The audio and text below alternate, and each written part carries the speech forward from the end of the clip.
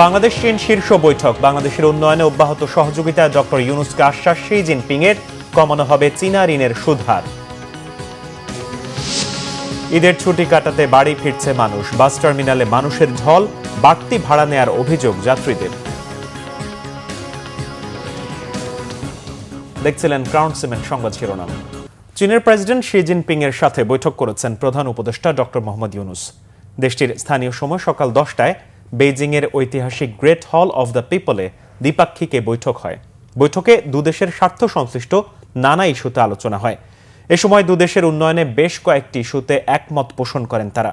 বৈঠকের পর প্রধান উপদেষ্টার প্রেস সচিব শফিকুল আলম জানান, প্রধান উপদেষ্টা ও চীনের প্রেসিডেন্টের মধ্যে দ্বিপক্ষীয় বৈঠক গঠনমূলক ও ফলপ্রসূ হয়েছে।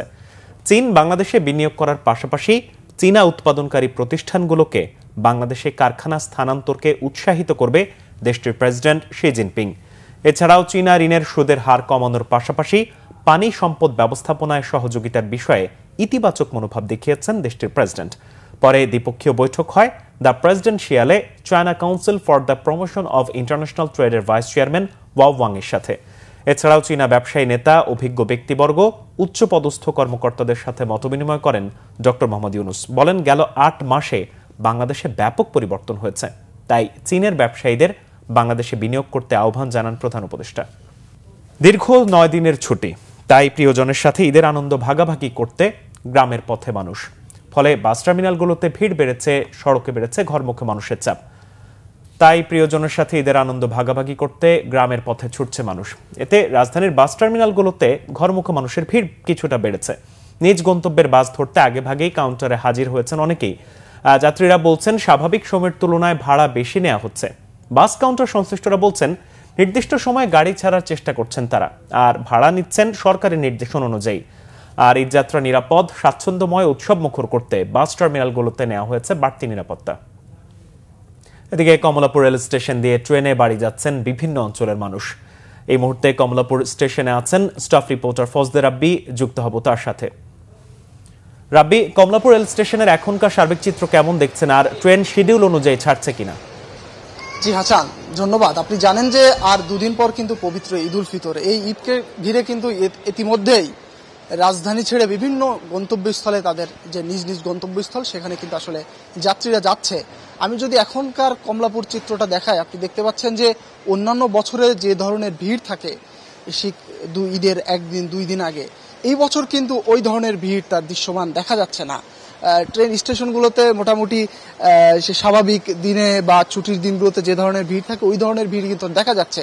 এর অন্যতম একটা কারণ যে আপনি জানেন যে গত 9 দিনের একটা লম্বা ছুটি কিন্তু সরকার ঘোষণা করেছে, যার ফলে ইতিমধ্যেই কিন্তু আসলে রাজধানী থেকে বিভিন্ন এলাকায় কিন্তু আসলে যে যাত্রীরা যারা নাইট টানে ছুটে যাচ্ছেন তারা কিন্তু ইতিমধ্যেই সেখানে চলে গেছে, যার ফলে কিন্তু আসলে অন্যান্য বছর যে ধরনের ভিড় দেখা যায় বা বাড়তি চাপ থাকে যাত্রীদের, এই বছর কিন্তু এই ধরনের চাপ দেখা যাচ্ছে না।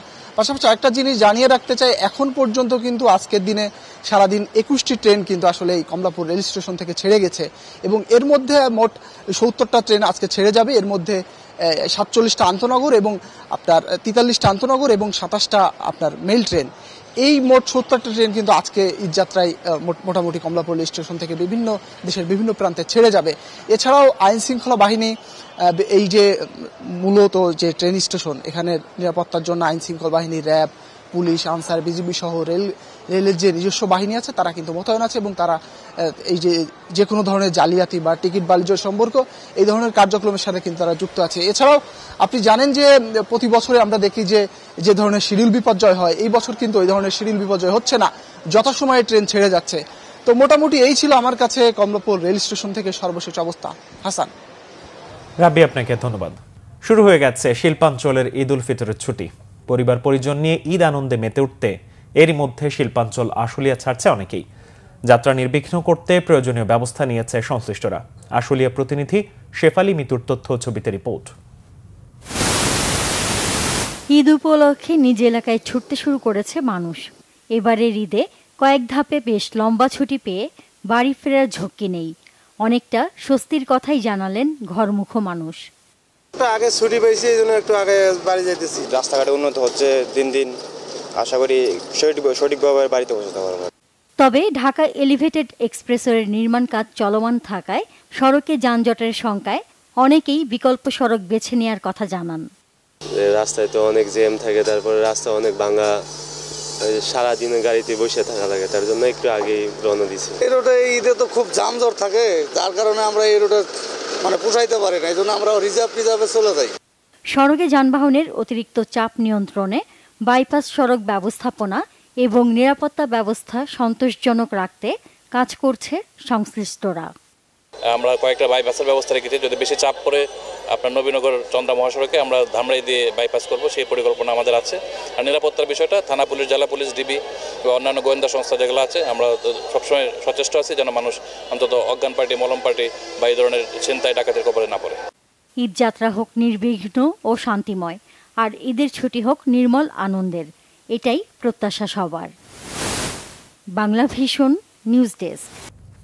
এই ছিল এখনকার মতো। পরের সংবাদ দুপুর 2টায়। এর আগে একটা রয়েছে নিউজ টপ 10 দেখার আমন্ত্রণ রইল। এছাড়া বাংলা ভিশন সংবাদ ও সংবাদ সংশ্লিষ্ট অনুষ্ঠান দেখতে ভিজিট করুন www.bbnews24.com ও facebook.com/banglavisionnews এবং সাবস্ক্রাইব করুন youtube.com/banglavisionnews। ধন্যবাদ।